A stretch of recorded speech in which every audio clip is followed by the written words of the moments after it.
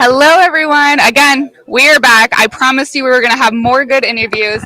And now we have Josh from Beacon. Hey guys, what's up? And I have to say, we found out some awesome news about Brian and Rochelle in a possible new show. We've got these lovely folks that have a new show.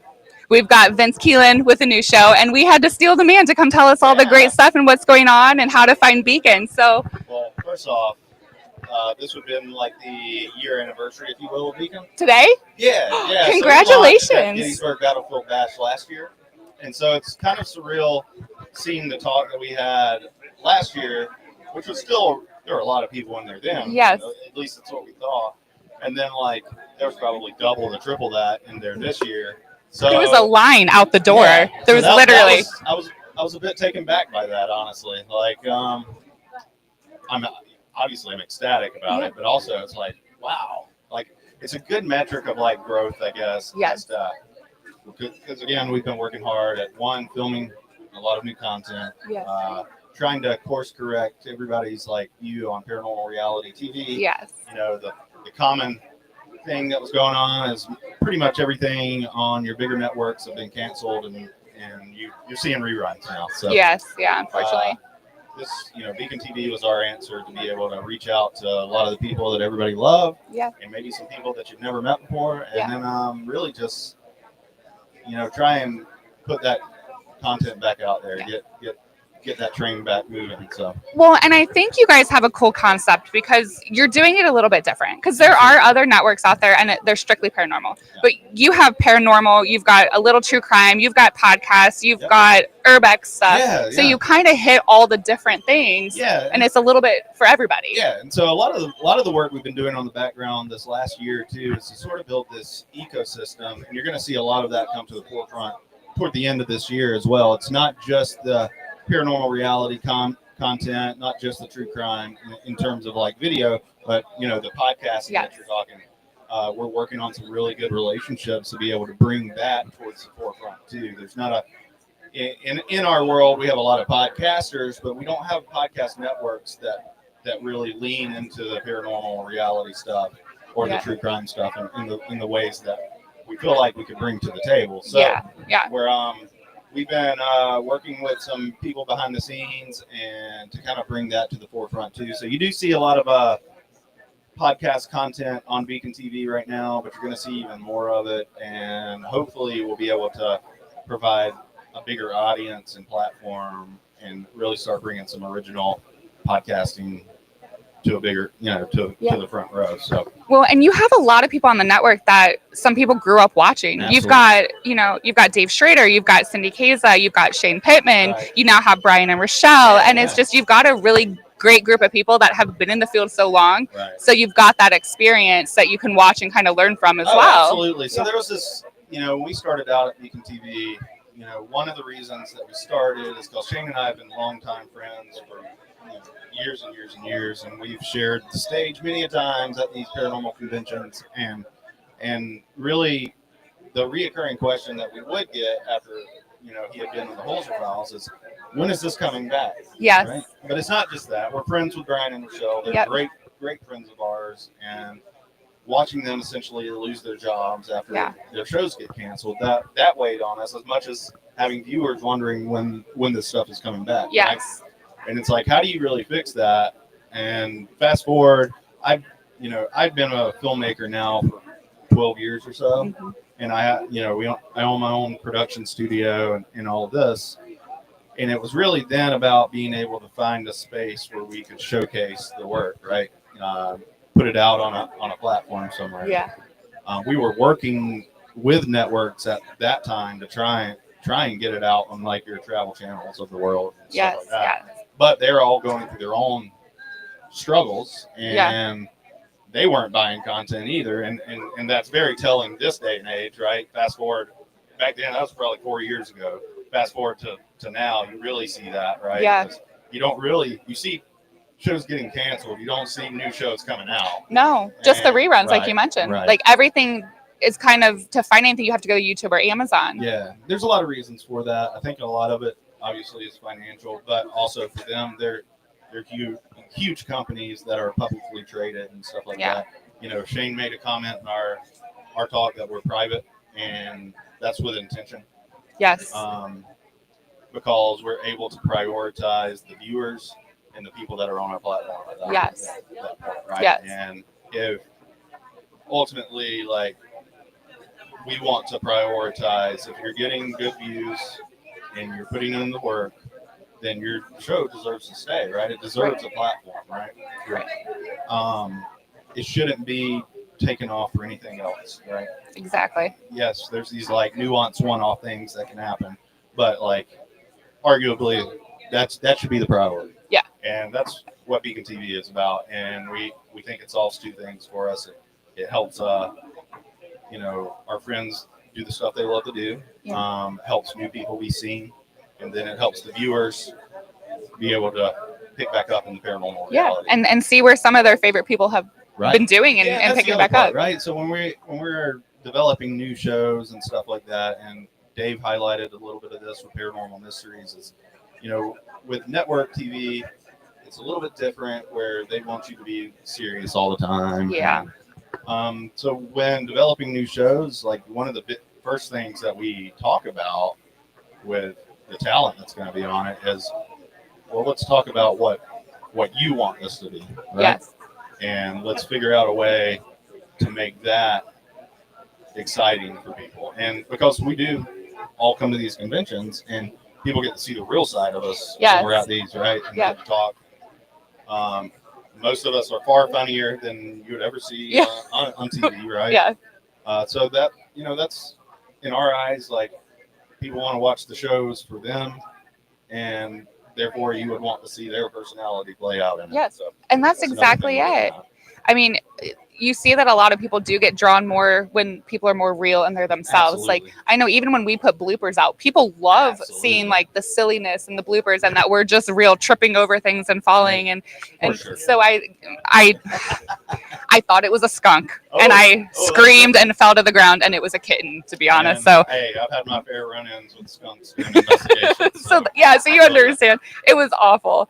But with some of the shows that are coming out, like Paranormal Mysteries with those three, and Brian and Rochelle. So tell us about some of the shows and kind of when you can expect to see them on Beacon. Yeah, so Brian and Rochelle will be the one coming up first. You can expect the first episode to air August 21st. August 21st. You know, there's been delay on that. My fault mainly because I'm doing the editing on that project. So anytime I'm not home, it gets harder and harder to edit. Right? Yes. I got about, they know that. I got about 30 different hats that I wear on any given day. So the other one following that will be Paranormal Mysteries, of course. The camera's up there. I forget. That I know. I keep forgetting. That is that one's been really fun. Actually, they've both been really fun in different ways. When we go, and I'm thankful to have been on the crew filming. I was director of photography for the Rochelle one, director of photography on a few episodes of the Paranormal Mysteries as well. We don't have 20 people on set doing these shows. That's nice. So it is in a lot of ways to where we can have a little bit more creative control over what we do.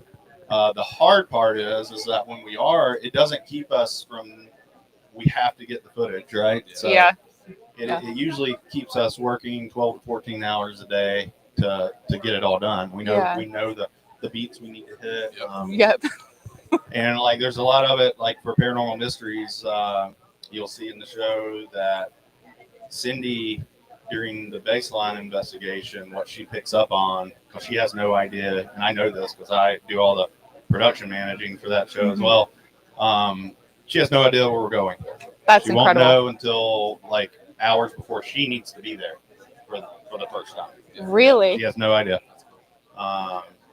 We fly her in, we put her in a hotel room, and we say, hey, call time is this. And if that changes based on our production schedule, we'll let her know that day and say, instead, come out this hour. But when she gets there, and they're pretty much going straight into the baseline investigation at that point. That's incredible. So that is true to the way you'll see the series. What she picks up on is the stories we end up having to follow for that episode. So like when I go into it, I've done a hefty amount of research on the locations and stuff to secure them. So I have already know a lot of really cool stories at those places, she may not pick up on those, and she may pick up on something else. So in right. So in a lot of ways, it's super genuine, but the downside of it is it can cause a lot of additional work for us because I don't know anything about that. yeah. So then we're like, well, what we thought we were gonna hopefully go into, we're not anymore. So like recreations and stuff like that have to be considered in that stuff. But at the same time, it is just more proof of like the one thing about Shane and I and Mike is that we are all paranormal investigators. So when it comes to the paranormal reality TV, we do want to, it'll look really great, feel really good, but we want to remain super traditional and true to paranormal investigating. Right? Yes. And that's what we do. There are no gimmicks to that, right? So we don't cut corners. Whatever Cindy picks up on is the stuff that we follow with. So, well, and I know she's notorious for sometimes picking up on things that may not necessarily be written down. Oh, for sure. And we have to do some research on that. Yeah. Stuff. Absolutely. So thankfully, too, we interviewed several different people at these places. Some of them are very knowledgeable about the history of these locations. Some of them have had their own paranormal experiences at these locations. Yeah. So, we vet a lot of those potentials, and then I read through them and try to get a healthy mixture of different things. But yeah, thankfully because of those too, and if she picks up on something, we may go into the interview and ask about those things as well to see. And there's a few locations that Shane and I have been at that we have connections with in this first season that even we didn't know some of the stuff that she picked up on. Really? Yeah. So. It sounds very Yeah. familiar. Yeah. Yes. Well, and it's really cool because there are so many people that are kind of opening up to their abilities because it's now more acceptable, and people like Cindy are kind of, coming out and saying like, this is real. I am super. I'm trying to make this seem non-negative, I guess. I'm not a huge I guess believer into mediumship and stuff like that. And listen, I'm a nobody when that. I don't, take my thoughts with a grain of salt. I have always told Cindy, because she puts a ton of work into her craft, right? Yes. If anybody can do it, it's definitely going to be her. She travels the world doing that stuff. And taking in different lessons to be learned there. And I'll tell you, as being the guy behind the camera on several of her baseline investigations, she's the real deal. Yeah. She's changed my mind completely. There are definite, you can't explain it. What the hell moments? Yes, because there are pieces of information that she says that could mean nothing to people, but because I know very simple details about things, and she says them, and I'm like, there's no way she can know this. There's no way she can know this. Yeah, things that can't be researched. Right, you couldn't research this online. That's incredible. And she's never there for the interviews or anything like that. There's no way she would know. Yeah. We don't give her anything in regards to it. And honestly, that's the way she likes it as well, right? Yeah. She's the real deal, and it's so thankfully for Cindy, especially, has she done paranormal investigating? Yes, but it's been primarily with Holzer Files, right? And a couple of documentaries after that. She does a ton of gallery readings and stuff like that. She stays on the road doing that stuff. So, but they're not always in haunted areas. Yeah. Actually, more often than not, they aren't in those places, right? Yeah. So finding, haunted locations has been pretty easy. And a lot of the ones that we look for, and it becomes increasingly harder just in general, are some that are kind of off the beaten path, right? Yes. Yeah, you'll see a mixed bag when it comes to paranormal mysteries. You'll see some that you are clearly familiar with. There's definitely some that you've never been to before. Yeah. And I will say if for anybody that's watched the Holzer Files, there's a huge contrast between the locations we were picking up and doing in this series versus what they were doing. Of course, the late and great Hans Holzer. He's one of the legacy paranormal investigators out there, right? Yes. And there's tons and tons of cases they could have easily worked on with that. Going into paranormal mysteries, we were like, well, we don't want to necessarily pigeonhole ourselves into Be like a rehash. right, That was our right. So it's like, how do you take, what everybody loved about that show, but at the same time create something that's not, built around Hans Holzer, right? And Right. that's what we and so you'll see a lot of different methods being used, a lot of different stories being told on this that you wouldn't have seen on the Holzer Files. There's one episode, for instance, that's centered around a witch coven and an issue going on at a place where they practice, right? Wow. So That's yeah, pretty cool. Things that would have never been done through the Holzer Files, we're doing that kind of stuff, and we're going to continue. Note if it's got a good story behind it, and it's a paranormal phenomenon or supernatural phenomenon going on, and we can get access to it. That's what we're doing. Yeah. That's what matters to us. We're not looking for just a ghost. We're not looking for Yeah. a spirit. We're dealing with elementals sometimes.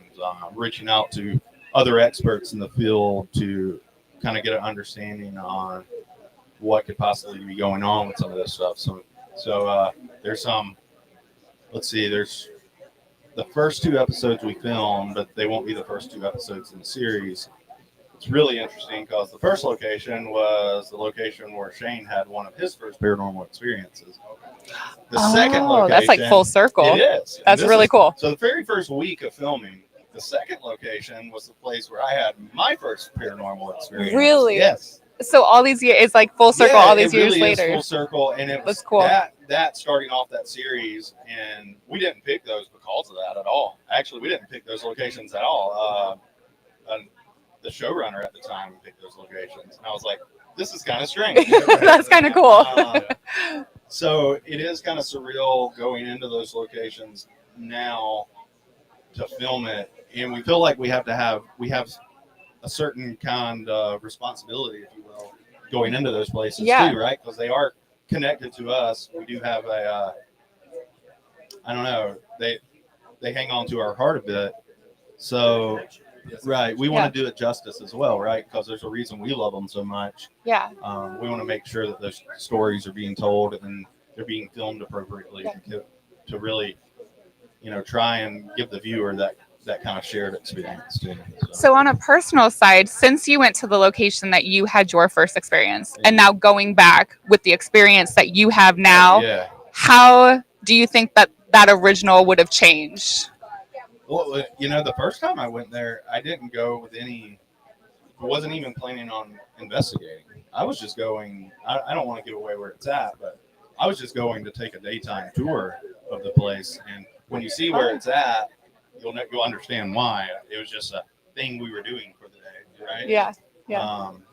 Taking cell phone photos at the time. And it wasn't until I was coming back home that one of the photos showed a silhouette of a woman in a colonial dress. And at the time, I wasn't huge into the paranormal. It's one of those things. I watched Ghost Hunters and Ghost Adventures, and everybody was. Yeah, like everyone, right? But I took it, threw it in Photoshop, and like just manipulated some of the coloring and stuff to see if there was actually something there, and it's there, and it's a photo I keep today. And what's really, I call them synchronicities, right? Yeah. It's just really strange to it's all full circle now. And one of the stories we tell in that series, in that episode, is the story of this woman. Really? Yes. Oh, that's really cool. So, doing it is not because I thought something. This is like the story that is there, right? Yeah. Well, and that's cool because it's almost like you experienced it that long ago, and now you get the opportunity to tell the story. I'm getting chill bumps thinking about it, and I feel that way too, going into that convention and seeing everybody come in and taking part in Beacon TV as it is today. We put a ton of heart and soul and work into what we do, right? Yes. And so it's weird that at times the universe offers up these weird synchronicities to us Yeah. as like a reminder of like, hey, you did experience what you did, what you had, and now you get a chance to like tell it how you wish you could, you know. Yeah. And so being able to go in there like kit it out production wise, right, and or right, and really get it, and we did, right, and that was like that was one of those where during the baseline, she absolutely picked up on that story. We go into the main investigation, it's like a light switch happened, and she started picking up on something completely different. So Wow. it's an interesting episode because of that, and also is very telling again of how genuine we are when it comes to the investigation portion of that, because we can't, you know, we just whatever happens, right? We push record and we're just running. Yeah. Well, and I like the way that you're describing it, because a lot of people, I think, forget what the paranormal really is. They want bumps, knocks, scary things, demonic things, but they forget that these spirits were people once. They have a history, they have stories, and they need to be represented properly. And I think that's why I'm so excited for this to come out, because it's being done right. It's not over dramatic, Hollywooded up, you know. That when it comes to the you know demonic and demons and stuff, there's obviously a place for that stuff. Right. I have long since said and will continue saying it doesn't have to be demonic for it to be scary. Exactly. As a human, if you're in there by yourself, especially in a lot of these locations, are hundreds of thousands of square feet, no power, freezing cold. Why are they hanging out there? Dark, right? And again, naturally you're afraid of the dark anyway. of course, right? And then you know, like Shane, we're like, hey, get down in that dirt room, and he's like, a dirt room? What the heck is that? Is he always the guinea pig? He isn't a lot. Now you will see a couple episodes where he indeed is not. So I think that was Dave's, Dave's way of saying, hey, I'm gonna pick up the mantle on these, and I'll be that guinea pig, and you'll see him do that. Saw a little bit of it in the trailer that we provided. So, but yeah, so like when we go in and film, it's them three for the investigation. It's them three plus 2 camera guys. That's Me awesome. and somebody else. Yeah. So it's so yeah, some of these locations can be a little they're massive. By ourselves, we keep it locked down. Like, well, and then you have to question sometimes, because I know we've done it. It's just the three of us when we go and investigate, and we'll hear things, and we're like, do you think that's paranormal, or do you think somebody got in? Yep. And then your fear kicks in, because I'm more scared of squatters. That's your human answer, right? Yes. Yes. And then for us, it's like it sets in that like in a lot of these places, we're out in the middle of nowhere. There will be no reason for anybody to be in here. Yes. Right? No reason. And that's the second part of that phase. Like, well, while anybody would obviously, it's got to be someone because you're hearing this audible noise. Yes. And it's just not. Well, and then for me, it's not, right? The third phase is you're out in the middle of nowhere. Who's going to help if we need it? That's the third phase. So I will tell you this too. I've been investigating for a long time. There's one episode, and you'll know it when you see it and hear it.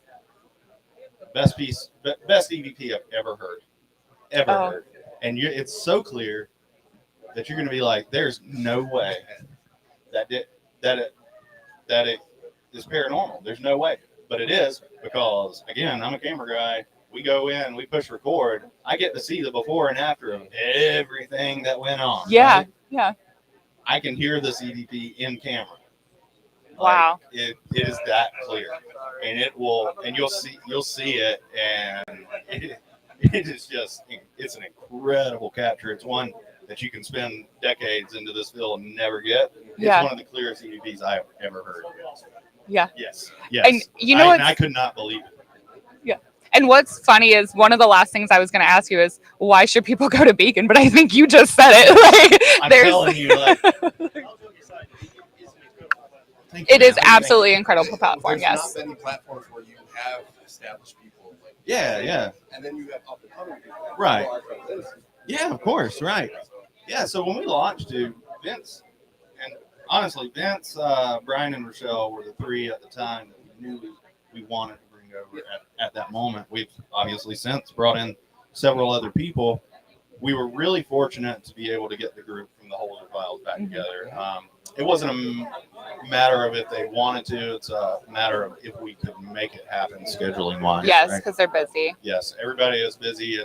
That is something that is different when it comes to Beacon TV as well. As we're not locking down people to these insane like Yeah. 18-month Yep.